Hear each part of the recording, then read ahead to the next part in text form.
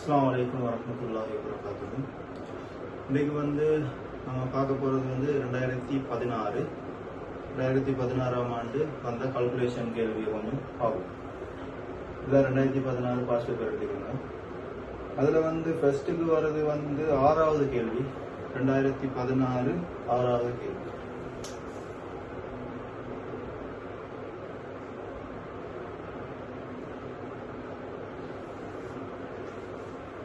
இந்த கேள்வியை பார்த்தோம்னா 0.6 கிராம் KiO3 மாதிரி ஒன்று நீரில் கரைக்கப்பட்டு அதனுள் மிகை KI சேர்க்கப்பட்டது. KiO3 பூரணமாக I3 ஆக மாற்றுவதற்கு தேவையான 3 மோல் டெசிமீட்டர் -3 HCl இன் குறைந்த அளவு. சரிதானே? இப்ப இந்த கேள்வி இந்த கேள்வியோட மெயின் நோக்கம் சமப்படுத்தல் தெரிஞ்சிருக்கும். சரிதானே? சமப்படுத்தல் எவ்வளவு குயிக்கா இருக்குமோ அந்த வகையில இந்த கேள்வி செஞ்சுட்டு போறோம். சமப்படுத்தல் மூல் பரிமாறப்படுறதுலேயும் தான் இந்த கேள்வியோட ஐடியா. சரிதானே? எப்படின்னு செய்யறேன்னு பார்க்கணும். ஃபர்ஸ்ட்டுக்கு என்ன நடக்குதுன்னா IO3 minus plus I minus இது ரெண்டும் தாக்கம் அடைஞ்சு I3 மைனஸ் வருது. பழமையா இந்த இடத்துல I2 தான் வரும். I2 நம்ம எல்லாரும் I2 சமப்படுத்துறது தான் ஈஸி. ஆனா இந்த இடத்துல I3 மைனஸ் இருந்திருக்காங்க. இதுவும் ஈஸி தான். ஆனா வளமையா நாம செய்யாததால இது ஒன்றும் கஷ்டம் மாதிரி எல்லாருக்கும் விளங்குற. ஆனா இது கஷ்டம் இல்லை. இதுவும் லேசி தான். நீங்க சமப்படுத்தல் இதை ஒவ்வொரு ஒட்சியேற்றர் சமப்படுத்தல், தாழ்த்தல் சமப்படுத்தல் சரி ஒவ்வொரு ஸ்டெப்பா செஞ்சு போனீங்கன்னு சொன்னா இதுக்கு கொஞ்சம் நேரம் எடுக்கும். அதனால இயன்ற வரைக்கும் நேரடியா சமப்படுத்துறதுல புரியும். ஏன்னு சொன்னா நேரடியா சமப்படுத்தினா தான் இந்த கேள்வி குயிக்கா செய்யும். சரி தானே? ஃபர்ஸ்ட்டுக்கு பார்ப்போம். ஃபர்ஸ்ட்டுக்கு இங்க என்ன நடக்குதுன்னு சொல்லணும். ஃபர்ஸ்ட்டுக்கு I மைனஸ் I3 மைனஸா ஒட்சியேற்றப்படுது. சரிதானே? அடுத்தது IO3 மைனஸ் I3 மைனஸாக தாழ்த்தப்படுவது. சரிதானே? இப்ப அந்த வகையில பார்த்தோம்னு சொன்னா I மைனஸ் I3 மைனஸா ஒட்சியேற்றப்படுவது. ஃபர்ஸ்ட்டுக்கு ஒரு சமப்படுத்தல்ல மெயின் திணிவு சமப்படுத்தப்படணும். திணிவு காப்பு விதிப்படி எல்லாரும் தியரியில படிச்சிருப்பீங்க. அதனால இங்க 3 I மைனஸ் இருக்கு. அப்ப நான் இங்க 3 போடுறேன். சரிதானே? 3. அடுத்தது ஒட்சியேற்ற மாற்றம் I3 மைனஸுக்கு போகுது I மைனஸ். அப்ப இந்த இடத்துல ஒட்சியேற்ற மாற்றம் என்ன? அதை நம்ம வேற போட்டு பார்ப்போம். சரிதானே? -1/3 I3 மைனஸ்ல ஒட்சியேற்ற எண் -1/3. சரிதானே? இதுல ஒட்சியேற்ற எண் -1. இதுல ஒட்சியேற்ற எண் +5. ஒட்சியேற்ற எண் எல்லாருக்கும் கணிக்க தெரியும்னு நினைக்கிறேன். சரிதானே? ரைட். இப்போ அடுத்தது பார்த்தோம்னு சொன்னா -1/3க்கு போகுது -1ல இருந்து. அப்ப அதுக்கு இடையில என்ன மாற்றம்னு பார்ப்போம். -1 -1/3ல இருந்து -1 கழிக்கிறேன். சரிதானே? அப்ப என்னமே வரப்போகுது -1 + 3/3. அப்ப வரப்போகுது 2/3. அப்ப இதுக்கு இடையிலான மாற்றம் 2/3. இது ஒரு I மைனஸ் I3 மைனஸா போறதுக்குரிய மாற்றம். அப்ப நம்மளுக்கு தேவை 3. அப்ப 3ஐயும் பார்த்தோம்னா 3 × 3 = 2. அப்ப இதுக்கு இடையிலான மாற்றம் 2. சரிதானே? இப்ப அடுத்தது IO3 மைனஸ்ல இருந்து I3 மைனஸுக்கு போகுது. இப்ப இந்த இடத்துல ஃபர்ஸ்ட்டுக்கு திணிவு காப்பு விதி. அப்ப அதை மறந்துடக்கூடாது. நிறைய பேர் செஞ்சுட்டு போற திணிவு காப்பு விதியை போடாம செஞ்சுட்டு போறோம். திணிவு காப்பு விதியை போடாம செஞ்சுட்டு போனோம்னு சொன்னா சமன்பாடு ஃபுல்லா கிடைக்கும். சரிதானே? இப்ப இந்த இடத்துல ஃபர்ஸ்ட்டுக்கு திணிவு காப்பு விதி. அடுத்தது பார்த்தோம்னா எவ்வளவு மாற்றம்னு பார்ப்போம். சரிதானே? 5ல இருந்து minus into -1/3.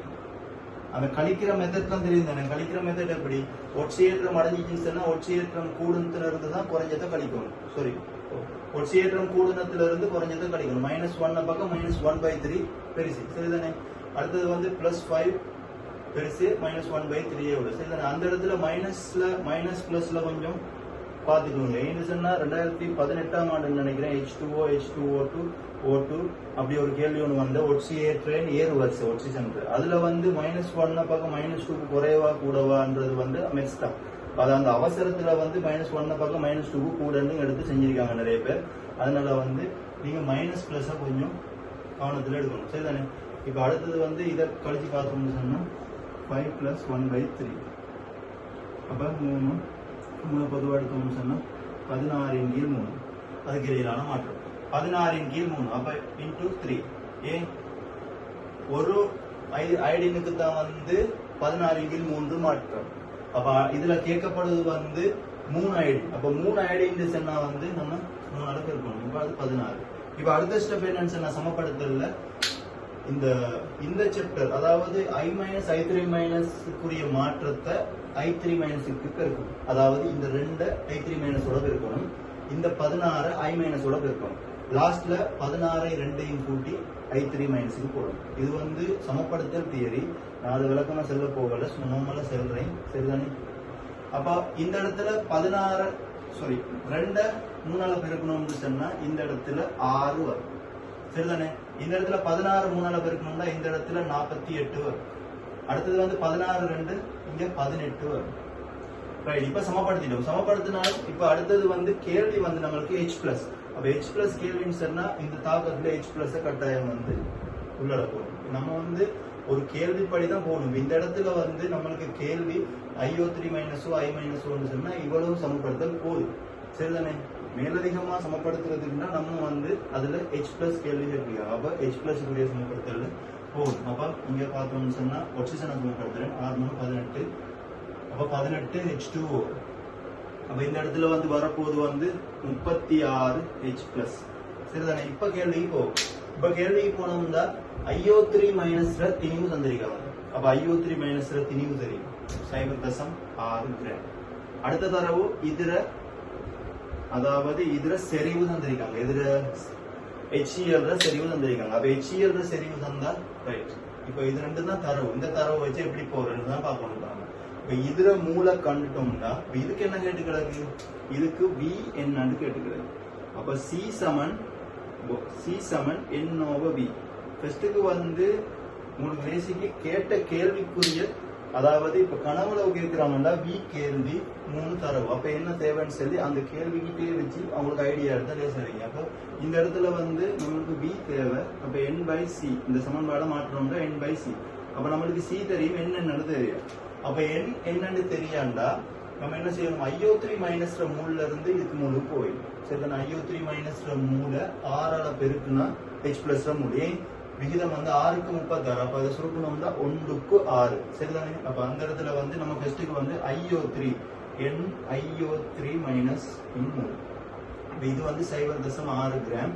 IO3 minus IO3 minus KIO3 மூல தெரியுமா கணிச்சு பாத்தீங்கன்னா 214 வரும். சரியா? கணிச்சு பாருங்க. 214 கிராம் மூல் மைனஸ் 1. இப்ப இத சுருக்குவோம். 3 1070. சரியா? 3 1070 எப்படி வந்து இது வந்து 10ஆல பெருக்கிருக்கு. மேலங்கில 10ஆல பெருக்கிட்டு 2ஆல சுருக்கிருக்கு. சரிதானே? இப்ப 3 1070 இதை வந்து சுருக்குவோம். 3 1070 0.000. அப்ப வந்து அண்ணல் 2 வந்துட்டுனா 2140.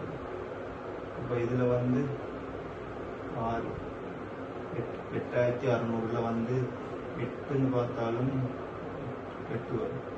அப்ப இதோட நிப்பாட்டுறேன். ஏன்னா 2 தானத்துக்கு நம்ம கண்டுட்டோம். 0.028. இப்ப வந்து IO3 மைனஸ் மூல கண்டுட்டோம். இப்ப அடுத்த ஸ்டெப் வந்து IO3 மைனஸ் மூல கண்டுட்டோம். அடுத்தது H பிளஸ் மூல கண்டு நேரடியா V சமன் NOC சமன்பாட்டுல பெருதிட்டோம்னு சொன்னா அதுல வரப்போகுது. அதுல கனவளவு. சரிதானே? இப்போ H பிளஸ் மூல் வந்து 0.028 இன்டு லேசி வந்து 6ஆல பெருக்கிறது. இல்லாட்டி என்ன செய்யற நம்ம இந்த மூணுல இருந்து இந்த மூணுக்கு போறதுக்கு இத பிரிச்சு இதால பெருக்கணும். சரிதானே? இப்ப 6ஆல பிரிச்சு 36 பெருக்கணும். அப்ப வரப்போது வந்து 0.028 இன்டு 6 இவ்வளவு மூல். இதை வந்து ஒவ்வொரு ஸ்டெப்பையும் சுருக்கிட்டு நிக்க தேவையில்லை. ஏன்னு சொன்னா ஒவ்வொரு ஸ்டெப்பையும் சுருக்க தேவையில்லை. ஏன்னு சொன்னா இப்ப வந்து H பிளஸ் மூல் வந்து கேள்வி வந்து கனவளவு. அப்ப இதை சுருக்காம இருந்தோம்னு சொன்னா இந்த இடத்துல கனவளவு போடக்கூட அதோட சேர்த்து சுருக்கிடலாம். அப்ப ஒரு வேலையா போயிடும். இதை சுருக்கி அதை கொண்டு பிரதிட்டோம்னு சொன்னா 2 வேலையா போகும். சரிதானே? MCQ வந்து எவ்வளவு குயிக்கா செய்யணுமோ அவ்வளவு குயிக்கா செய்யும். சரிதானே? ரைட். இப்ப அடுத்தது என்ன செய்ய போறோம்னு சொன்னா அடுத்தது V சமன் NOC இதை பிரதியிட போறேன். சரிதானே? V சமன் NOC. அப்ப 0.0028 தர 6 மூல் கீழ் 3 மூல் டெசிமீட்டர் மைனஸ் 3 இப்போ நல்லா விளங்கணும், விட வரப்போது டெசிமீட்டர் கணக்கு. சரிதானே? இப்போ இதுல ஆன்சர்ல வந்து சென்டிமீட்டர் கணக்கு இருக்கு. அப்போ 10 பெருக்கணும். நம்ம பெருக்காட்டியும் பிரச்சனை இல்லை, ஏன்னு சொன்னா டெசிமீட்டர் கணக்குல விட ஒன்றும் இல்லை. அதனால வந்து நம்ம வார தசத்தை 10 பெருக்கிய விடையை பார்த்தா சரி. சரிதானே? இப்போ இதுல பார்த்தோம்னா 3 6 வெட்டினா 2. அப்ப 0.0056 டெசிமீட்டர் கணக்கு. இப்போ இதுல சரி விட இருக்குன்னு பாத்தீங்கன்னு சொன்னா 3 பெருக்குன்னா 5.6 சென்டிமீட்டர் கணக்கு. சரியா? 5.6 சென்டிமீட்டர் கணக்கு. இது விட வந்து 3வது விட இருக்கு. சரிதானே? மற்றது இந்த கேள்வியில் இன்னொரு விஷயம் என்னன்னு சொன்னா, இப்போ வந்து எம்சிக்யூ கேள்வி வந்து நம்ம அயன்கள் முறைப்படி போட்டு செய்யறது ஈஸி. சரிதானே? எஸ்ஏ கேள்விக்குமே வந்து அயன்கள் போட்டு செய்யறதுக்கு மார்க்ஸ் கொடுக்குறாங்க, அது பிரச்சனை இல்லை. ஏன்னு சொன்னா முழு சேர்வை எடுத்து செய்யக்கூட இங்க வர கே வந்து அங்கால HCl உள்ள Cl மைனஸ் சேர்ந்து KCl சொல்லி அங்கால 2 சேர்வை வரும். KCl KI3 அப்படின்னு சொல்லி பொட்டாசியத்தை சம்மந்தப்படுத்தி அங்கால சில விளைவுகள் வரும். அப்ப நாம வந்து முழு சேர்வையை எழுதி சமப்படுத்த போனோம்னு சொன்னா டைம் எடுக்கும். அதனால வந்து நாம இப்படி அயன், அதாவது ஒரு அயன் இதா வந்து அதை எழுதி சமப்படுத்தணும்னு சொன்னா ஈஸியா இருக்கும். சரிதானே? இந்த கேள்வி எல்லாருக்கும் விளங்கி இருக்கும்னு நினைக்கிறேன். அடுத்த கேள்வி வந்து அடுத்தது 13வது கேள்வியை பாருங்க.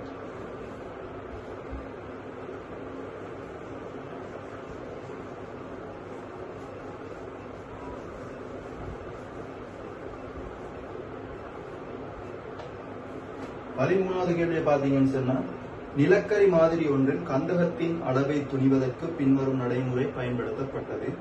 1.6 கிராம் திணிவை கொண்ட நிலக்கரி மாதிரி ஒன்று ஆக்சிஜன் வாயுவில் எரிக்கப்பட்டது. உருவாகிய SO2 வாயு H2O2 கரைசலில் சேர்க்கப்பட்டது. இக்கரைசல் 0.1 மூல் டெசிமீட்டர் -3 NaOH உடன் நியமிக்கப்பட்டது. முடிவு புள்ளியை அடைவதற்கு தேவைப்பட்ட NaOH-இன் கனவளவு 20 சென்டிமீட்டர் கனம் ஆகும். நிலக்கரி மாதிரியில் கந்தகத்தின் திணிவு சதவீதம், கந்தகத்தின் சதவீதம், அது வந்து திணிவு சதவீதம் தான் கேட்டு கிடக்கு. ஏன்னா தந்தது திணிவு தானே, மொத்த நிலக்கரி மாதிரியில திணிவு தந்து கிடக்கு. அப்போ கேட்கறது வந்து திணிவு சதவீதம். சரிதானே? இந்த கேள்வியில மெயின் என்னன்னு சொன்னா, இந்த கேள்வியில அது என்னென்ன தாக்கத்துக்கு உட்படுவதோ அந்த தாக்கம் நம்மளுக்கு தெரியும். சரிதானே?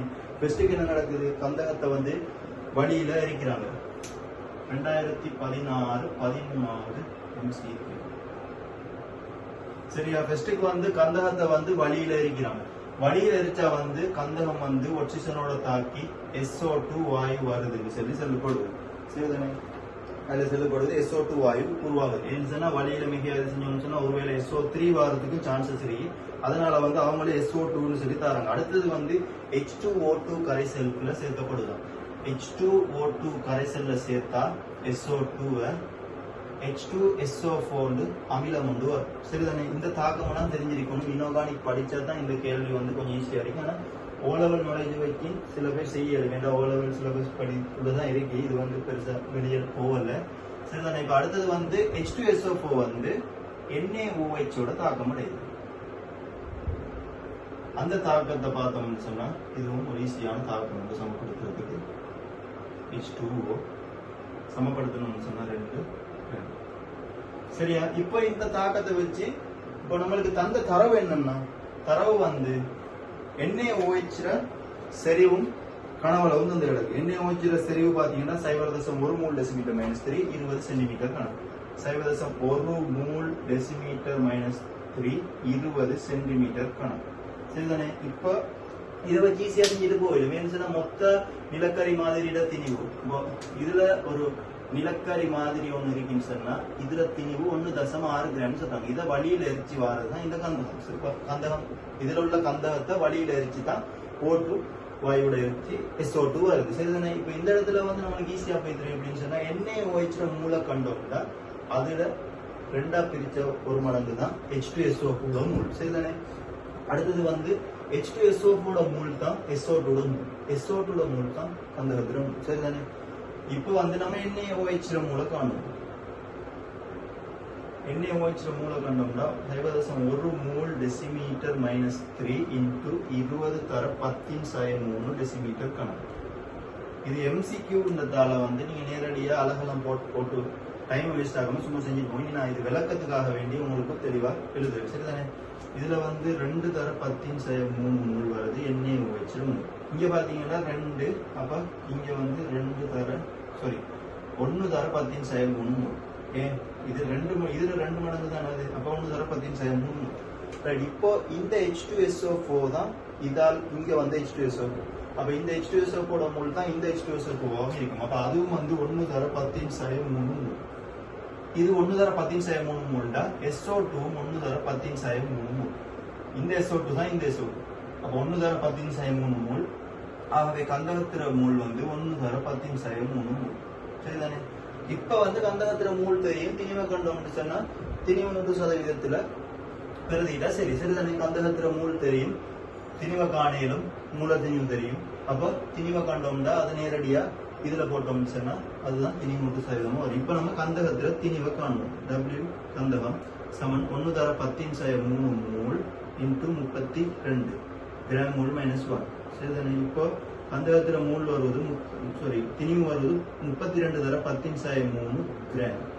சரிதானே? ஆகவே திணிவு 100%, திணிவு 100%த்தை பாத்தீங்கன்னு சொன்னா 1.6 கிராம் மொத்த திணிவு 32 தர 10/3 கந்தகத்திர திணிவு இன்டு 100.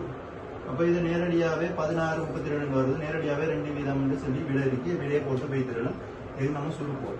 சரிதானே? அப்ப இதுல 10/2 ஒன்று இருக்கு, 10/2 இருக்கு, அப்ப இங்க 10/1, அப்ப 3.2 இங்க 1.6 2 வீதம்.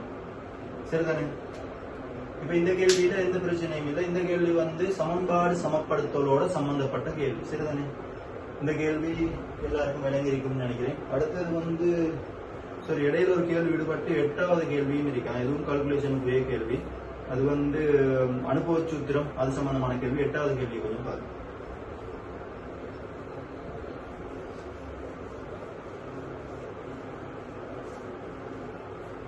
(2016) 8வது கேள்வி. இது வந்து ஒரு அனுபவ சூத்திரம் சம்பந்தமான கேள்வி. சரிதானே? இப்ப இதை பாத்தீங்கன்னு சொன்னா ஏனும் சேதன சேர்வையில் நிறைக்கேற்ப 39.97 வீதம் காபனும் 6.73 வீதம் ஐதரசனும் 53.3 வீதம் ஒட்சிசனும் அடங்கியுள்ளன. ஏயின் அனுபவ சூத்திரம் யாது? காபன், ஐதரசன், ஒட்சிசன். இது வந்து ஒரு நேரடி தியரி கேள்வி. இதுல எந்த ஒரு ஐடியா எடுக்கிறதுக்கு ஒரு இதுவும் இல்லை. இதுல தியரி படிச்ச உடனே நம்ம செய்யற முதலாவது உதாரண கணக்கு இப்படி ஒரு கணக்கு தான். அதனால வந்து நம்ம இதை லேசா செஞ்சுட்டு போயிடும். என்ன தரவு 39.97 வீதம், 39.97. இது வந்து 6.73, இது வந்து 53.3. இப்ப இதை வந்து நம்ம சொல்லிக்கிட்டு போறது. இப்ப இதுல மூல திணிவு 12, இதுல மூல திணிவு 1, இதுல மூல திணிவு 16. மற்றது வந்து இந்த சுருக்கல்ல இருக்கிற இன்னொரு பிரச்சனை என்னன்னு சொன்னா, பிரச்சனை இல்லை. இப்ப சில ஆக்கள் வந்து என்ன செய்யறேன்னு சொன்னா இதை வந்து நேரடியா சுருக்கிறதுக்கு நிற்கிறது. அது வந்து சில ஆக்களுக்கு வந்து அது வந்து ஒருவேளை அவங்களுக்கு அது குயிக்கா செய்யற மாதிரி இருக்கும். இப்ப வந்து நம்ம இப்படி எழுதி, உதாரணத்துக்கு இப்படி எழுதி 39.97 12 இப்படி எழுதி சுருக்கிறத விட இது குயிக்கா இருக்கும்னா இதுல சுருக்கிறது. அப்படி நேரடியா பார்த்து சுருக்கிறது வந்து ஒரு டைம் மேனேஜ்மெண்ட்டுக்காக வேண்டும். இப்போ இதுல எழுதி இப்படி சுருக்கிறத பார்க்க டைம் கூட எடுக்குது, நேர கை. சரிதானே? இப்படி எழுதியே சுருக்குனீங்கன்னா உங்களுக்கு வந்து ஒரு விட வரும். அந்த விட வந்து உங்களுக்கு உறுதியா இருக்கும், நான் எழுதி சுருக்கிட்டேன். இப்படி சுருக்கக்குள்ள வந்து சம்டைம்ஸ் ஒருவேளை பிழைக்கிறதுக்கு சான்ஸ் இருக்கு. இப்படி எழுதி சுருக்கிறது சிறந்தது என்ற கருத்து. சரிதானே? இப்ப இதை சுருக்கணும்னா 3.36 39 தசம் வச்சா 3.36 3.33 வரும். 3.33 இது வந்து அப்படி 6.73 வரும். இப்ப 53.3 16ஆல பிரிச்சோம்னு சொன்னா 316 48 53லையும் 3.3 வருது. 3.3. இப்ப எல்லாத்தையும் 3.3ஆல பிரிச்சோம்னா அடுத்த ஸ்டெப் அதானே 3.3. அப்ப இதுக்கு 1 இதுக்கு 1 இதுக்கு 67 67.3 33ஆல பிரிச்சோம்னு சொன்னா 2 வரும். சரிதானே? 2. அப்ப இதுல அனுபவ சூத்திரம் CH2O. சரியா? அனுபவ சூத்திரம் வேற, மூலக்கூட்டு சூத்திரம் வேற. மூலக்கூட்டு சூத்திரம்டா அதுக்குரிய அணு கட்டமைப்புகளை ஒரு குறிப்பிட்ட. அனுபவ சூத்திரம் CH2O நிறைய மூலக்கூட்டு சூத்திரம் வரும். CH2O into N இதுல எண்ணுக்கு பதிலா பிரதியிடுறதுக்கு ஏத்த மாதிரி மூலக்கூட்டு சூத்திரம் வரும். எண் சமன் 1 இருந்தா தான் இந்த சேர்வு, எண் சமன் 2 இருந்தா சேர்வு மாறும், எண் சமன் 3 இருந்தா சேர்வு மாறும். அப்ப அதனால வந்து இந்த இடத்துல கேட்கப்பட்டது அனுபவ சூத்திரம். அனுபவ சூத்திரம் சொன்னா இப்ப நம்ம கண்ட விட தான் வந்து அதுல அனுபவ சூத்திரம். சரிதானே? இந்த கேள்வி அவ்வளவு ஹார்டான கேள்வி, இது வந்து நேரடி தேதியோட சம்பந்தப்பட்ட கேள்வி. அதனால வந்து இதுல ஒரு பிரச்சனையும் இருக்காதுன்னு நினைக்கிறேன். மற்றது வந்து 2016 பார்த்திருக்கும். அடுத்தது வந்து 2017, 18, 19 இருக்கு, 2011, 12 இருக்கு பேலன்ஸ். அப்போ அதை எல்லாத்தையும் செய்வேன், கால்குலேஷன் பாஸ் பேப்பர் செய்வேன். அடுத்தது வந்து இந்த யூனிட் வைஸ் பாஸ் பேப்பர்ல அடுத்தது வந்து கேசஸ் பாஸ் பேப்பர் செய்வேன். கால்குலேஷன்ல வந்து எம்சிக்யூ, அடுத்தது எஸ்ஏ, கேசஸ்ல எஸ்ஏ எம்சிக்யூ செய்வேன். இந்த வீடியோ இது வந்து உங்களுக்கு யூஸ்ஃபுல்லாக இருந்துச்சுன்னு சொன்னால் லைக் பண்ணுங்க, சப்ஸ்கிரைப் பண்ணுங்க. இன்னும் வீடியோ பார்க்கறதுக்கு அது வந்து உதவியாக. அஸ்ஸலாமு அலைக்கும் வரஹ்மத்துல்லாஹி வபரகாத்துஹு.